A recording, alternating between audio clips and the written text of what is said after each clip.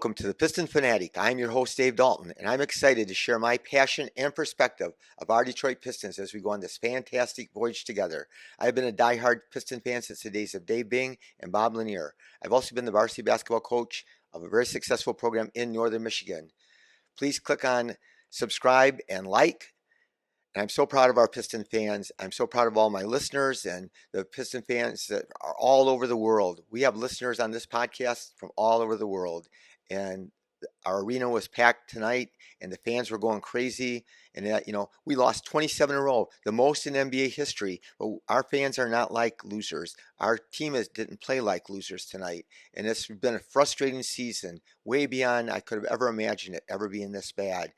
And I'm going to have another podcast probably tomorrow or the next day, and we're going to discuss why we got here, how this happened, but we're going to talk mostly about the game tonight. But the sensational Cade Cunningham, 41 points. Second time he's had 41 points in this month. How many players do that? Not very many. And so, there's a lot of Cade doubters have been creeping in out of the woodwork, and this doesn't mean to be great, you have to be consistent.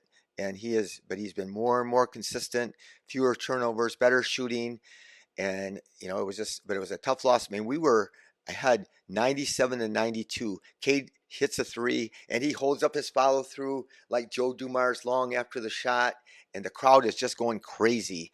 And, again, we had a lead, 5-point lead, and things were looking good. And then we kind of did what we've done before. Things just start breaking down a little bit. But we're 2-28, but I was thrilled to see, we haven't got to see Cade, Ivy, Bogey, Stu, and Duren play together hardly all year.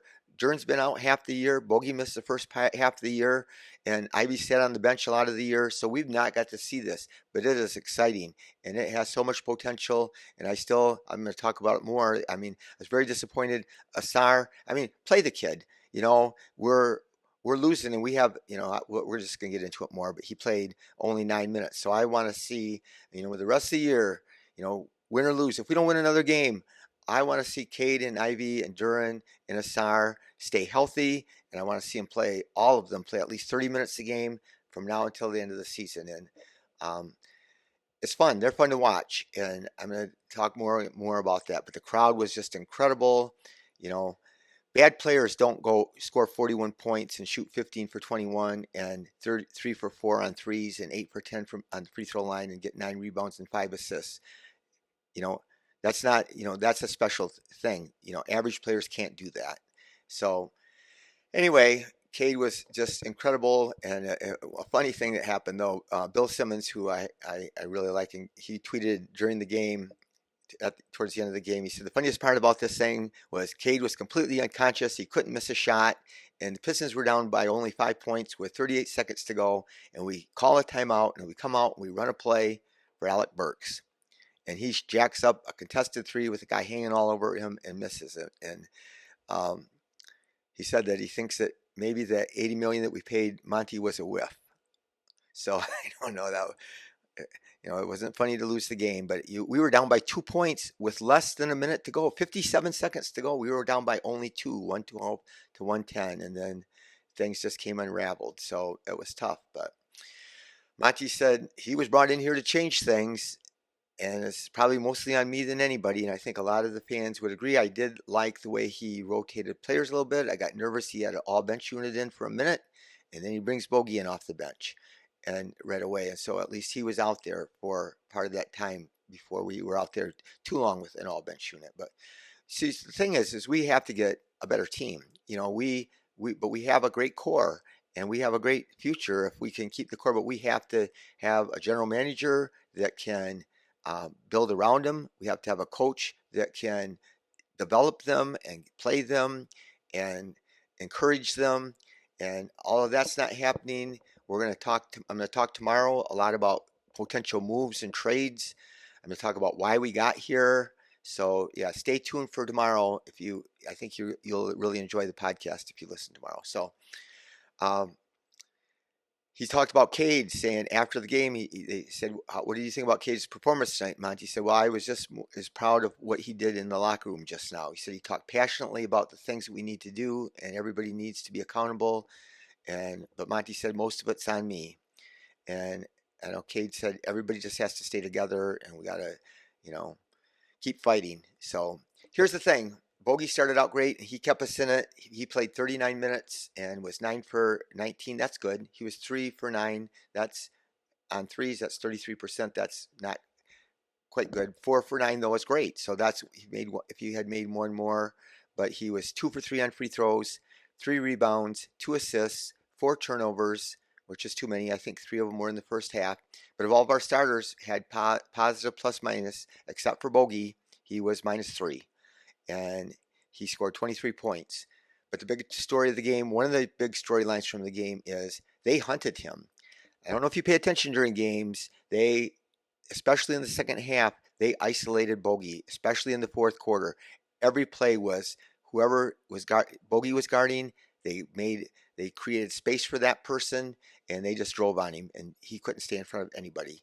And he ended up fouling out because he fouled because people just drove by him, and then he would foul them, and then sometimes if they'd even missed, he'd bail them out. But and I'm not blaming the game on Bogey, and I want him to start as long as we have him until we trade him, which I still hope that we do, and we're going to talk a lot about that tomorrow.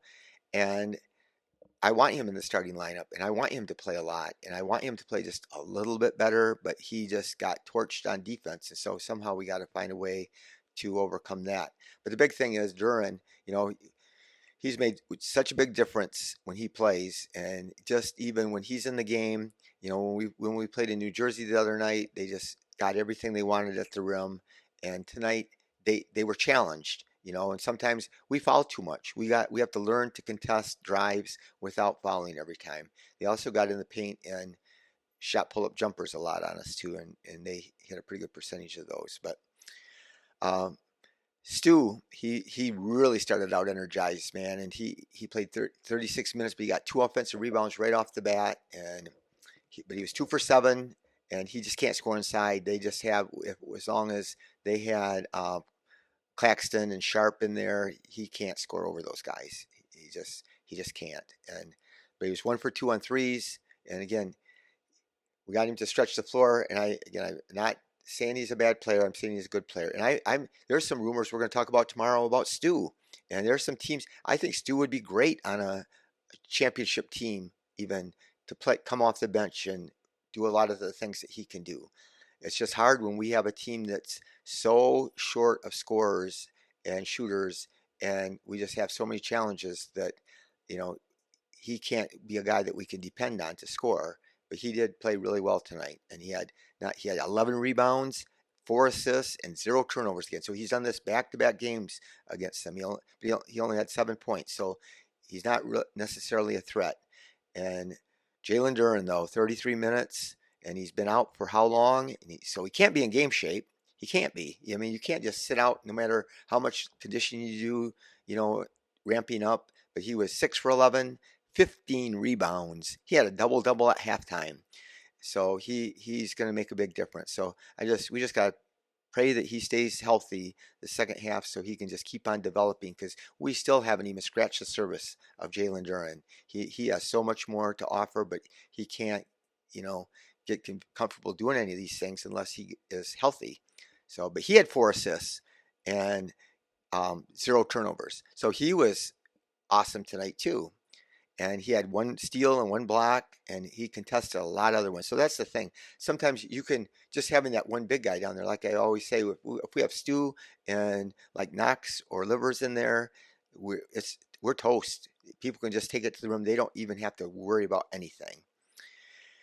So Cade Parker Cunningham scored 4 points in the first half.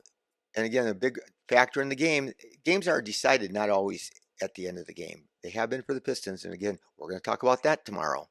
But Cade scored 4 points in the first half. He played 13 minutes. Jaden Ivey got in foul trouble. And so they both had to sit. They subbed out. They subbed back in, and they were going to play the rest of the second quarter, but they had to sit because they both had 3 fouls. And I was concerned that puts you on your heels as a player, and sometimes it gets in your head and you can't play as well in the second half because you're thinking about it. But they both played quite a bit in the second half. So But he's 37 minutes. He played every second of the second half, and I was afraid at one stretch and I started marking it down because I've seen this game before. And he started, he missed a couple shots, and then he missed two free throws. And I thought, oh no, because he is tired out. But he said tonight his legs are feeling good, and he's feeling finally where he wants to be conditioning wise. And so I think that's a good sign if he can keep on playing that way. But here's the thing: Thursday we go to Boston. The Celtics are the best team in the NBA, and they are just torching everybody, and they just can shoot the lights out on threes. And our defense isn't that great. It will be interesting if we can hold them under 140. And I mean, if there was ever a game, every game I go out there thinking that we have a chance to win, but I'm not so confident about this next one with Boston. So then we have a couple days off, and then we play at home against Toronto, who torched us in Toronto earlier in the year. They scored 144 on us, almost a franchise high, and they're not even that great of an offensive team. So anyway, Ivy struggled, and Ivy's in his head still. He's just got to just relax and let it go. His shot was hard, and he shot long, and people they just what gets in your head? They're backing off him. They're backing off him so bad and giving him shots. I was hoping that after the last game, he hit a couple threes at the end, and I was hoping that that would help him to relax and loosen up. But despite he played 28 minutes, he was only 3 for 12, 0 for 2 on threes, 3 for 6 from the line. That's bad. Bad shooting, and he got 3 rebounds, 4 assists, 3 steals. He is all over the floor. He is diving on the floor. He is leading our team in block shots, I swear, in the last 3 games. I didn't look it up. I didn't check out the stats from the last 6 games, but he gets up and he contests shots, and he's short, and all of a sudden somebody blocks his shot that's way up high, and you think, who was that? And then you see that it was Jaden Ivey, but he's contesting and fighting for every offensive rebound. He's in there challenging and fighting guys, and I just love his heart, and he wants to win so bad, but he has to. He's too good of a shooter. I went over the stats um, last podcast about or the podcast before about how great he shot the last like 20 games last year, and the first 14 games this year, and he was shooting like over 50% from the floor and over 40% in the high 40s on threes, and now his shot is not the same. He is shooting hard and flat, and he is just, I don't know, it's just completely a mental thing for him. So he's just got to get that turned around because he is so much faster than everybody on the court, and he can draw fouls and he can get to the rim. And anyway, I love his spirit. Asar is, is a big disappointment for me that he only plays 9 minutes. Again, we what are we playing? We have to win a game. I understand that. So I'm all for in a game that you would cut his minutes some, but he's got to play more than 9 minutes when you can do all the things that he can do. And we got some guys that we're putting out there. I mean, we're putting Knox out there. I know Knox has got some potential to make a 3, but he was 1 for 4. Knox was, and 0 for 1 on threes. And they don't get to play very many minutes, and so it's really hard for guys to come off the bench and be expected to do good right away. But Asar was 2 for 2 on free throws. He only had 1 rebound, 1 assist, 1 steal, 1 block, and 0 turnovers. But he only played 9 minutes. So how is he going to get better playing 9 minutes? He's not. So Monty played him 30 minutes for the first at least 14 games, and now he can't hardly get off the bench. And we have such a weak bench. Our bench it struggles. And the next guy, Sasser. And he's shown some positive signs, and it seems like he has a good game or a bad game. And when you kind of give up on him, and then he gets to play a little bit, especially in garbage time, then he's unbelievable, and then he falls back. But tonight he didn't get to play that much. But I'll tell you one thing: if you watch, there was nobody on the Nets team that he could guard. Everybody on their team, they got a bunch of guys that can take the ball to the basket and shoot right over top of him, and just even pounding. One time they just pounded him right into the basket and shot right over top of him. So if he's not stroking it, then he shot 1 shot only tonight, and it was a 3, and I thought it was going to go in, but he missed it. So like I said, Knox played 12 minutes, and 1 for 4. Burks started out good, and Burks and Bogey were keeping us in the game, shooting well, but then he ended up only 4 for 11, 2 for 6 on threes, and 5 for 6 on free throws. He got 5 rebounds, but 2 turnovers. 15 points. But he was, again, plus and minus. I talk to you all the time. Sometimes it does show something, but in his case, I think it really does. He didn't. He's minus 25, by far the um, highest on our team. IB, and part of it's who you play with for sure, but IB had the highest plus minus. He was plus 12 on our team, and he shot bad. But anyway, we shot 44%. We shot 36% on threes. We were way down in the first half on threes. We shot only 72% on free throws, but they were worse. So we wouldn't have been in the game, except the Nets were 27 for 43 on free throws, which is 63%.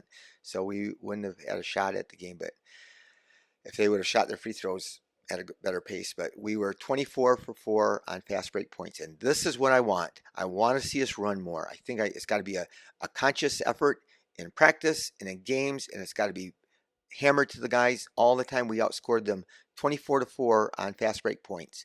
We need to get there was one play. Cade made this fabulous block and kicked the ball up to Ivy, and Ivy or to Bogey, and then Bogey threw it to Ivy, and then Ivy pitched it right back to Bogey, and we scored a layup. And I mean, the crowd went crazy. It was such a cool play. But we can run. We have a team that, especially with those core four, of course, include Burks and Stu in there, our 6 young guys, and we can run with people. And we just got to make it again. We got to force it. We got to push it. We got to look for it. We got to look to even outlet it to Ivy and let him push it. And then if there's no break there, then kick it back to Cade and start the offense. So Claxton and Sharp killed us, even though Duran was out there. But those two dudes together combined, they were 8 for 9 from the floor. They did not miss, and they combined for 22 rebounds. Both had 11 rebounds against us. Cam Johnson, the guy that some of us wanted to sign, I got excited for him because I knew what a big Monty fan he was. The truth is, he ended up getting over 30 million a year, and he is injured, and he was injured a lot this year, but he was 4 for 6 on threes. And again, we need 3-point shooting, and we're going to talk about that tomorrow. And so that's a big reason why we're where we're at. And we just have to keep on fighting. But like I said, I am so proud of our fans. I'm so excited for the future of these guys, that starting lineup. But you just can't win. You can't win with 5 guys. You can't win with 5 guys in the NBA. Even if you have 5 real good guys, you can't win. And we just got to get some better guys. We just got to pick up 3 or 4 good players. They don't all have to be great, but they all have to be able. We need guys that can shoot and play defense, because our defense isn't good enough. And again, I like Kevin Bogey. He creates spacing. He was out there fighting and trying. And Burks, he was busting his butt. Burks was trying as hard as he could.